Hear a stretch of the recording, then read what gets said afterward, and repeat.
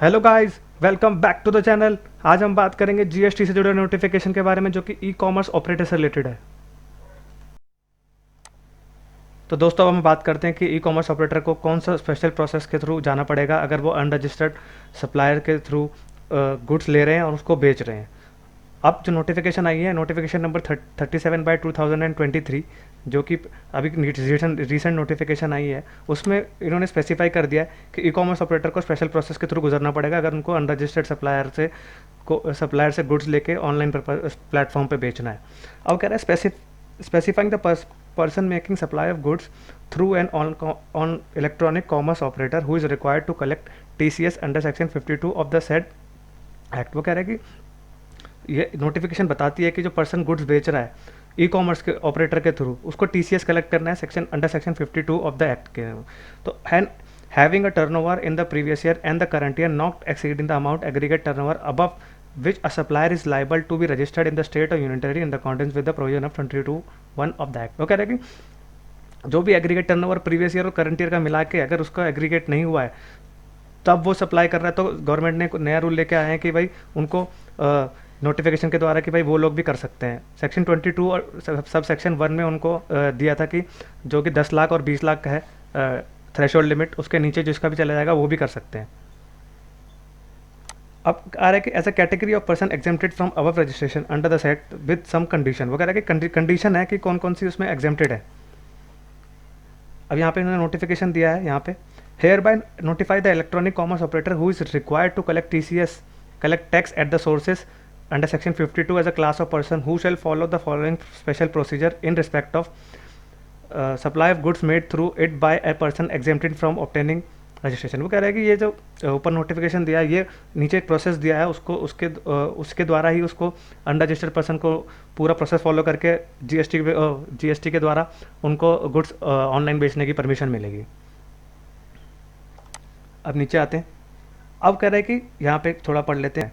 The electronic commerce operator shall allow the supply of goods through it by person if enrolment number has been allotted on the common portal. वो कह रहे हैं कि electronic commerce operator उसको तभी allow करेगा कि भाई जो अनरजिस्टर्ड पर्सन जो होगा उसके पास ऑलरेडी कॉमन पोर्टल पे एनरोलमेंट नंबर होगा, तो उसको अलाउ करेगा। पहली कंडीशन।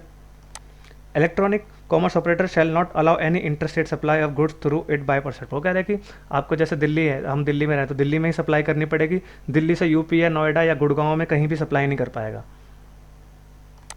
अब electronic commerce operator shall not collect TCS under section 1 of the sub section 52 in respect of supplied made through it bye set. वो कह रहे हैं कि TCS कलेक्ट नहीं करने की जरूरत ई कॉमर्स ऑपरेटर को अगर वो कंडीशन फॉलो कर रहा है।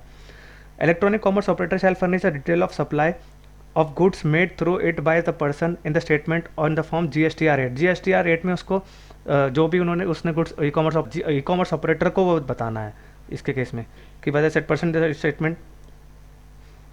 Electronic commerce operator shell furnish the detail of supplies of goods made through it by person in a statement form GSTR 8 electronic commerce portal.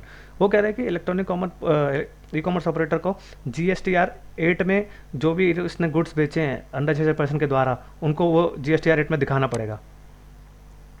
Where the multiple electronic commerce are involved in a single supply of goods through electronic commerce operator platform, the electronic commerce operator shall mean the electronic commerce operator finally releases the payment to the said person for the said supply made by said person through him। वो कह रहे हैं कि अगर बहुत सारे e commerce operator involve है, अगर जो पेमेंट कर रहा है उसको, तो उसी को हम लोग वो मानेंगे कि वो ई कॉमर्स ऑपरेटर GSTR 8 भरेगा। अब वो कह रहा है कि CBIC allow person not having GST registration due to aggregate turnover below the exemption limit to supply goods to e-commerce operator to make online sales. Some condition for special procedure for e-commerce operator are defined। वो कह रहा है कि यही CBIC person allow कर रहा है जिसके पास GST रजिस्ट्रेशन नहीं है, जो कि टर्नओवर से नीचे है, और टू सप्लाई गुड्स थ्रू वो ई कॉमर्स के द्वारा भी अपने गुड्स बेच सकते हैं जिसका टर्नओवर थ्रेशोल्ड लिमिट से नीचे है। तो अब वो क्या प्रोसेस के थ्रू बता रहा है, यहाँ पे क्या क्या प्रोसेस होगा, क्या प्रोसेस के थ्रू होगा। Changes in GSTR 8 through notification 38/30/2023। ऊपर नोटिफिकेशन दिया था कि पूरा प्रोसेस समझाया था, अब यहाँ पे GSTR 8 में नोटिफिकेशन द्वारा 38/2023 समझा रहा है। Changes in GSTR form 8 in the set rule form with the effect from 1 अक्टूबर। ये जो नोटिफिकेशन लागू होगी वो 1 अक्टूबर से लागू हो जाएगी।